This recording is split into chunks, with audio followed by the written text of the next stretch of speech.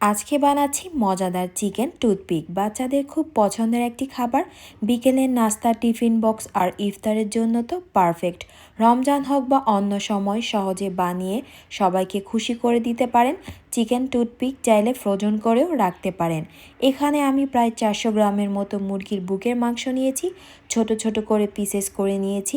এখন মাংসটাকে ম্যারিনেট করব। দিয়ে দিচ্ছি 1 চা চামচ করে গুঁড়া মরিচ, ধনিয়ার গুঁড়া, হাফ চা চামচ করে জিরার গুঁড়া, গরম মশলার গুঁড়া, কালো গোলমরিচের গুঁড়া, পরিমাণ মতো লবণ, 2 চা চামচ রান্নার রেগুলার তেল, দিয়ে দিচ্ছি আদা রসুনের পেস্ট 1 চা চামচ, সয়া সস 1 চা চামচ, টমেটো সস 1 চা চামচের মতো। এখন সমস্ত কিছু মাংসের সাথে মিক্স করে নেব আর রেস্টে রাখবো প্রায় 30 মিনিটের মতো। এইদিকে আমি পানির মধ্যে কিছু টুথপিক 5 মিনিটের মতো ভিজিয়ে রাখবো। টুথপিক ভিজিয়ে রাখলে ভাজার সময় পুড়ে যাবে না। তো আধা ঘন্টা পর চিকেনের মধ্যে কিউব করা সবুজ ক্যাপসিকাম আর পেঁয়াজের পাপড়ি, আপনারা চাইলে ক্যাপসিকামের পরিবর্তে গাজরের স্লাইসও দিতে পারেন, এখন মাংসের সাথে মিক্স করে নেব।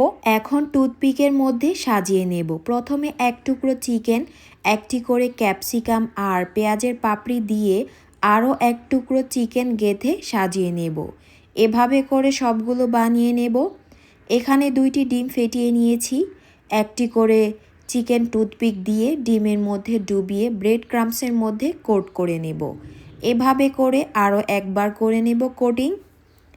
তো আমি এভাবে সবগুলো বানিয়ে নিয়েছি। এটা চাইলে ফ্রোজেন করেও রাখতে পারেন। প্লেটের মধ্যে ছড়িয়ে ডিপ ফ্রিজে রাখবো।